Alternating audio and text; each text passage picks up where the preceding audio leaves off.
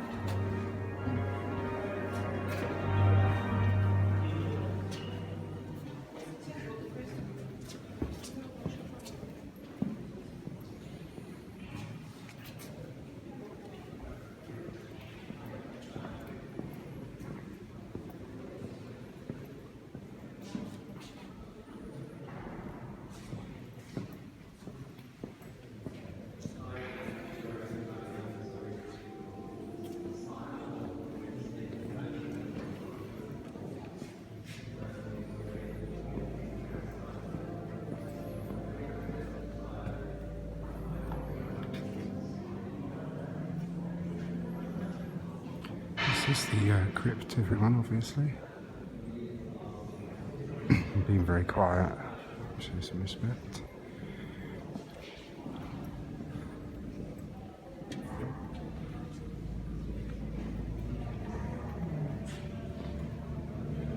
And here, not that you can see it very well, but you've got the grave of Sir Christopher Wren there, who created the cathedral.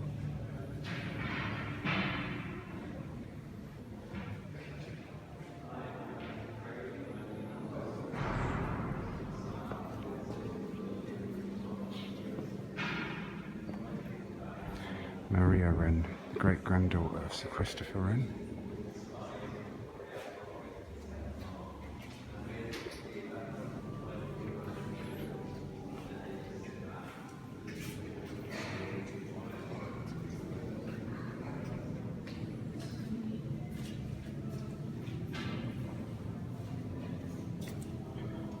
CMB Wren,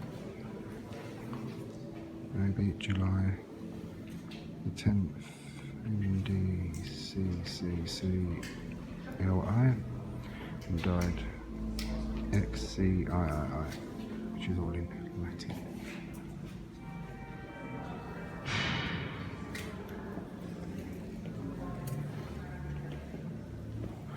Somewhere in here is a plaque to Sir Alexander Flemming, which I'm trying to find.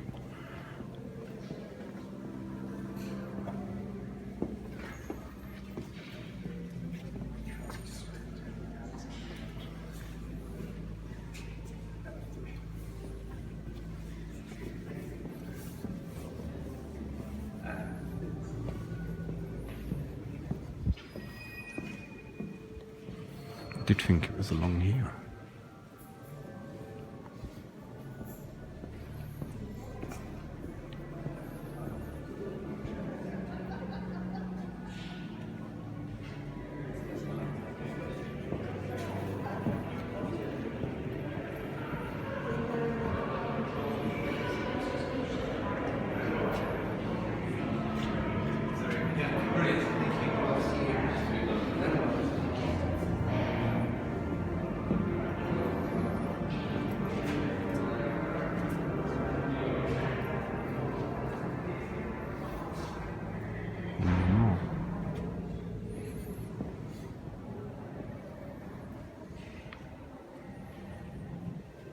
Here we are.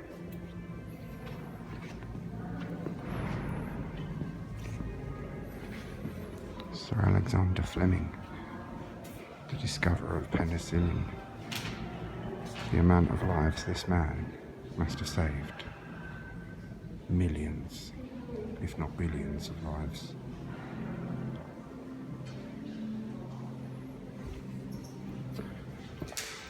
Now we'll go and take you to the most famous ones, which are Wellington and Nelson.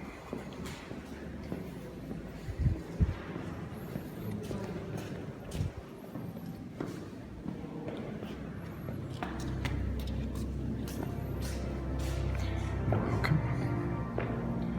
Just the pavement down here alone is stunning on its own. The Iron Duke, Duke of Wellington. This is his last resting place. The memorial, what you saw to him up in the upper part of the cathedral, is just a memorial. This is where his remains lie.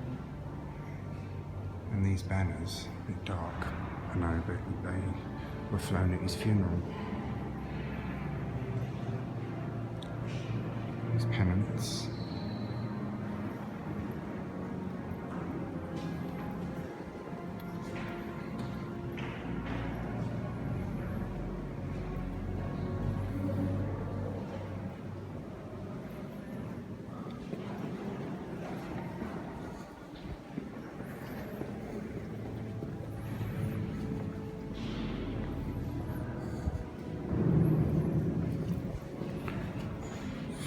Nightingale.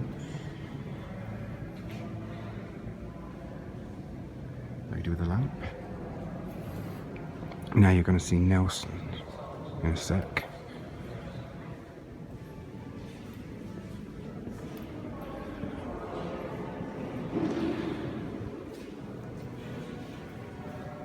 Horatio Viscount Nelson. This tomb was originally, this part, was originally intended for first Cardinal Wolsey, and then Henry VIII took it for himself, so it was intended for Henry VIII, but he ended up with just being buried under the floor of St George's and was only marked with a stone in the 1830s, so I think that speaks a lot for Henry VIII's popularity. Oh, this wasn't open last time.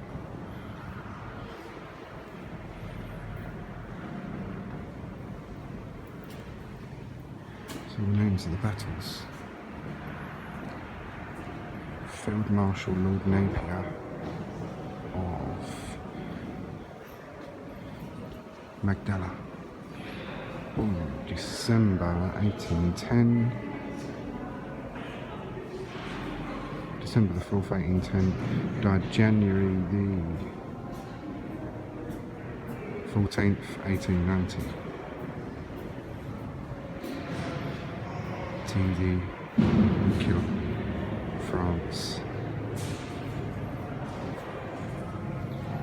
Robert Cornelis Napier.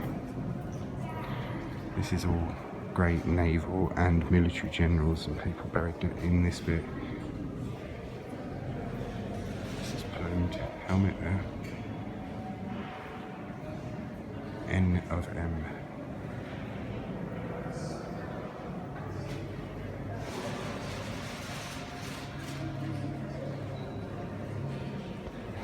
A tomb that was intended for Cardinal Wolsey then was stolen by Henry VIII, actually ended up housing Horatio Nelson. And the thing I want to show you of that is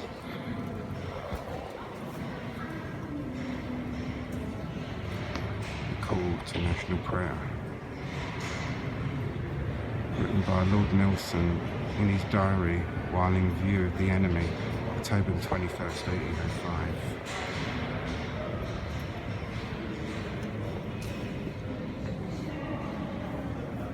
What was it? See, these were all closed last time I came.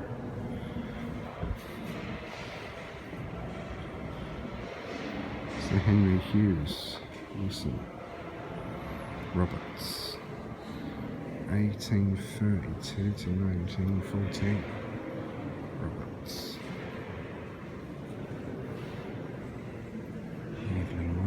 You can just see like there's so many important military figures in memory of General Syrian Hamilton. I love the pavement though, the mosaic pavement, which is very, very old. I don't know if it was original to the cathedral when it was originally built or if it was put in later on, but it does look incredibly old. This is a man that was at Trafalgar, commanded the glorious victory at Trafalgar, sacred to the memory of William, Earl of Northesk, Admiral of the Red Rear and Admiral of the Great Britain, and third in command of the glorious victory at Trafalgar, born, and then it's all in Latin, and then died. He was born in April and died in May. But well, if you really want to look at that, you'll find his details quite well enough. And where we were upstairs, looking at that amazing pavement, which you look down at through the little hole right in the top of the dome. The pavement is just above us there. That's where that glass thing is. We're in the very centre, which is where they chose to put Nelson because of his importance, of course.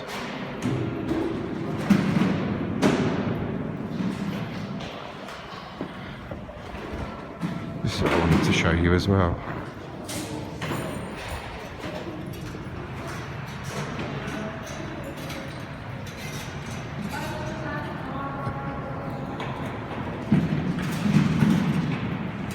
Dark, I know, but basically that's old St Paul's Cathedral.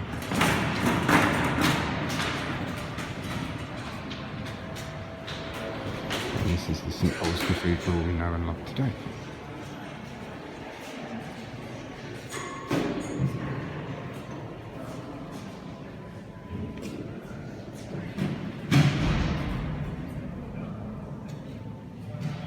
Models are amazingly detailed.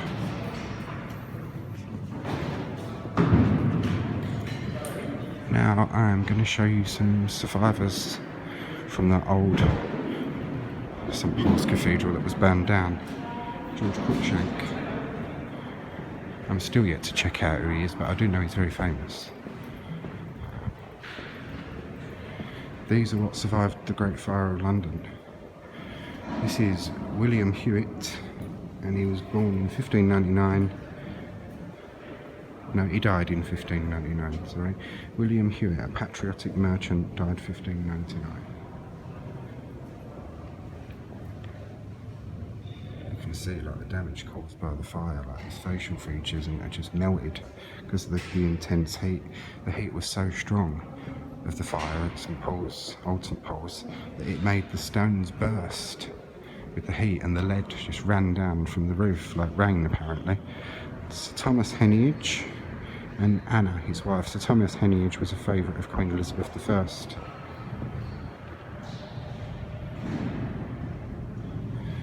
Sir Thomas Heneage died in 1594 and his wife died in 1592. Let's try and see her, but we will have to look kind of upside down.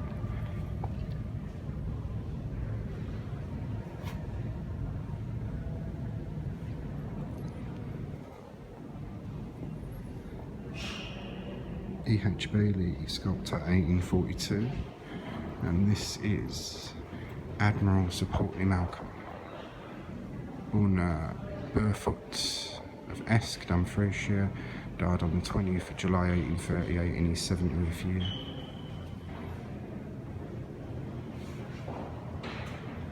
That's interesting, isn't it? Lord Rodney, Vice Admiral of England.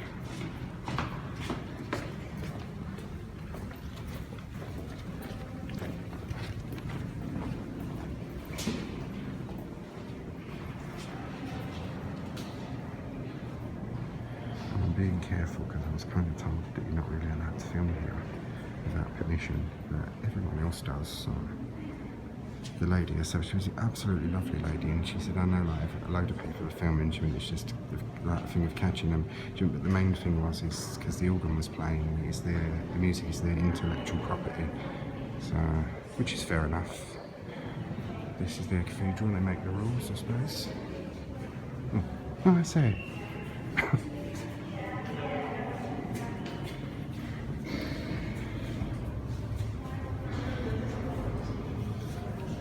And this here, because it doesn't say, unfortunately, who they are, but I wonder if that's Queen Mary, Bloody Mary, and if that was a statue or image of King Philip, which if it was, would explain the massive amount of vandalism to it, because King Philip of Spain was not popular. Mary was the one that done all the burnings. People blamed Philip of Spain for it because of the Spanish Inquisition and everything like that, but he actually tried to temper her and stop it because he knew she was making herself dreadfully unpopular and hated, and making him hated. So yeah. Didn't stop over the burnings though, and she came a cropper herself. This is effigies which survived the Great Fire of 1666. And this one is Sestrinis. Novemberis 29th, 1661, which was obviously when this man or woman died. I don't know what the first name is because a chunk of it's missing. General William Francis Patrick Napier. There's a lot of Napiers mentioned here. These I think may have been from outside.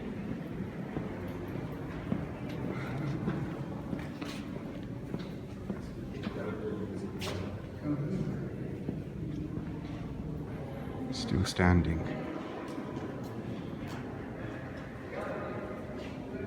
Still touch. Let's see if that's what that says.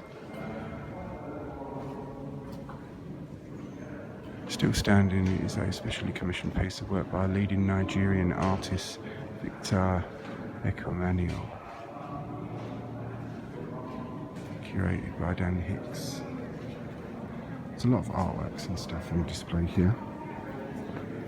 And you have to be very well known, or very good, to get a piece of art displayed here.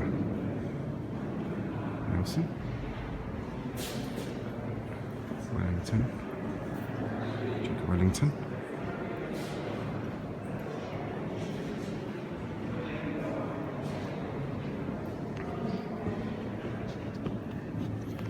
I need to check what time it is. I've got a watch on, I forgot about that. 4:20, so we'll be closing in 10 minutes, but the Great Restoration of the 1920s, they did a lot of restoring, obviously. But these models and things show you, this is the model of the lantern. This is where we were, getting our lovely view up the top. And that man there is having his lunch. There was no health and safety in those days. This, interestingly enough, is what the cathedral should have looked like.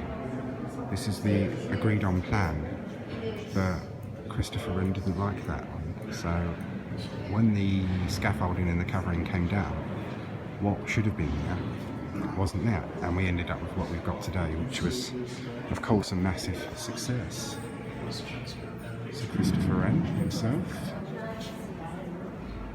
So Christopher Wren, a flawed genius. You can stay here till after 4:30 because they do services and stuff like that, but there is no filming during the services, of course, for obvious reasons. It shows you how the dome was built, and this is what we were climbing inside to get to there, in the middle of it. So I'm glad I was able to come and show you this, because it kind of shows you the genius of how Sir Christopher Wren put this together, with an outer dome, an inner dome. So it's made up of 3 layers, outer, middle, and then the inner dome, the pretty amazing bit that you see.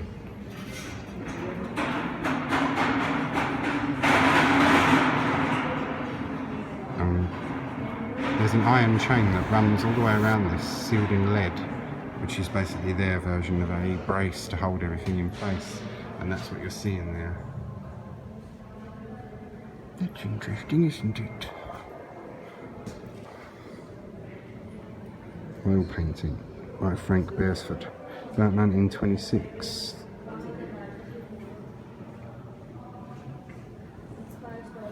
And this here is a model of a cathedral pier.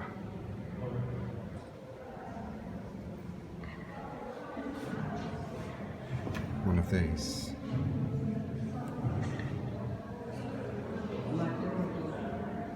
So yeah, we have seen a great deal. There's a history wall here, look. Nation's Church.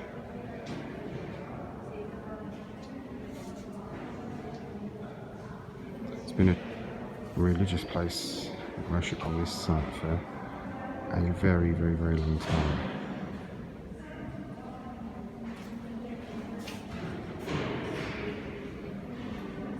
St. Paul founded King Ethelbert. St. Paul's founded by King Ethelbert of Kent. St. Erkenwald, Bishop of London, re-established the cathedral. St. Erkenwald also built Chertsey Abbey and Barking Abbey, which was one of the richest abbeys in England.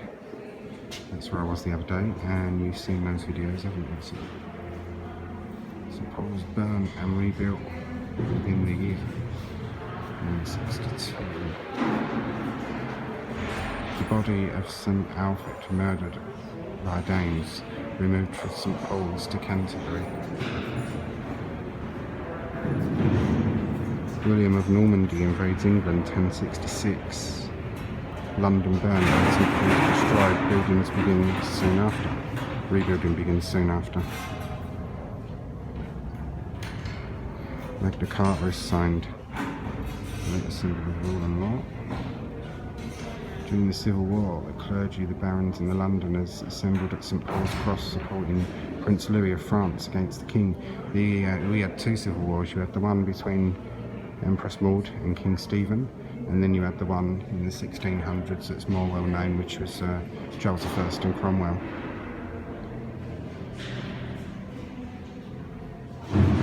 That's it with the old cathedral with its spire on. The spire was struck by lightning. I can't remember what date it was. Might say here, hopefully. Catherine of Aragon marries Prince Arthur at St. Paul's, the old St. Paul's. The Bishop of London preaches at St. Paul's Cross against Tyndale's English New Testament, the Bible in English. English Reformation services. Permanently in English from 1559. Everything was in Latin before that. 4 gunpowder plotters executed in St. Paul's churchyard. Shakespeare's first folios published. I don't know why I'm reading it all out. You can all read it yourselves, can't you? And that's the end of the old St. Paul's, the Great Fire. And the one we've got today. It is open to Christopher Wren. The first service is held in the choir, but the dome is not complete until 1710. So yeah. So it took from 1675 until 1710, I think. So Isaac Newton discovers gravity in 1687. Alright, there we are, guys and girls. Well, I've given you a pretty decent tour.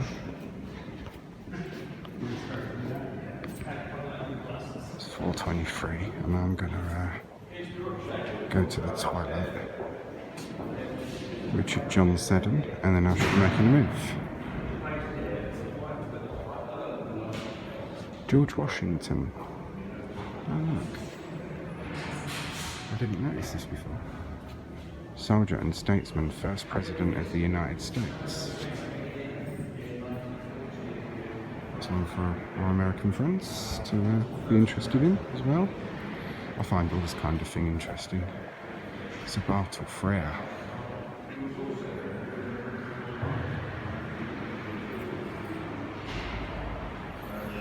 Henry Bartle Edward Frere. I don't know who he is or was, but it's obviously very, very important to be buried here.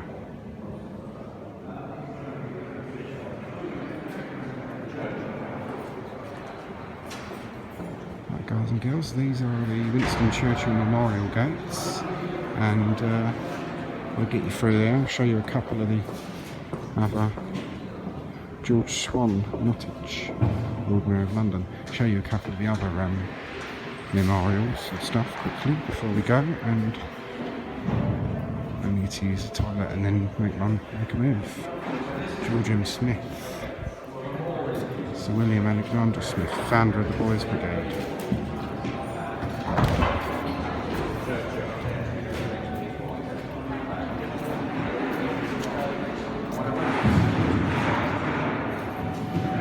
There's a couple of statues just up here. I'll show you these and then I'll call it a day. That's the shop, of course.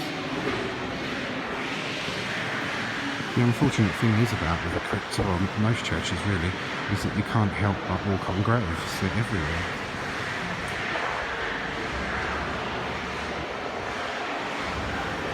John and Anne Lingard.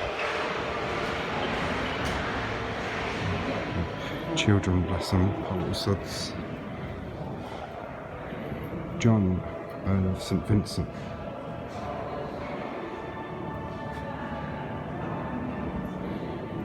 These were the ones I wanted to show you. Erected at the public expense, Major General the Honourable Sir William Ponsonby, who fell gloriously at the Battle of Waterloo on the 18th of June 1860. Waterloo, the Iron Duke. There he is. There's carving, like the carving on these, it astounds me, it really does. And no, I did not find the shrine to St Erkenwald, I'm afraid.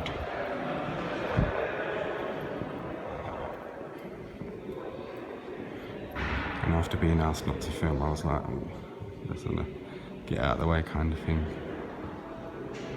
But you can't hear no organ music down here, and literally everyone else is nearly filming, so what's good for a goose is good for a gander.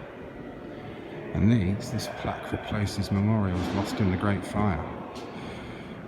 Seba, 6th King of the East Saxons, Ethelred, 1016, King of the Angles. Got names on there. I've got pictures of those from my last visit. Right, ladies and gents, this is the Crypt. I am going to visit the Twilight, Henry Hallam, and I'll call it a day for today. Alright, we'll show you down at the Winston Churchill Memorial Gates. Wait a moment for this people to go by. There we are. So there's the Winston Churchill Memorial Gates, and that concludes the tour for today. Guys and girls, hope you all enjoyed it. Take care, and see you all soon.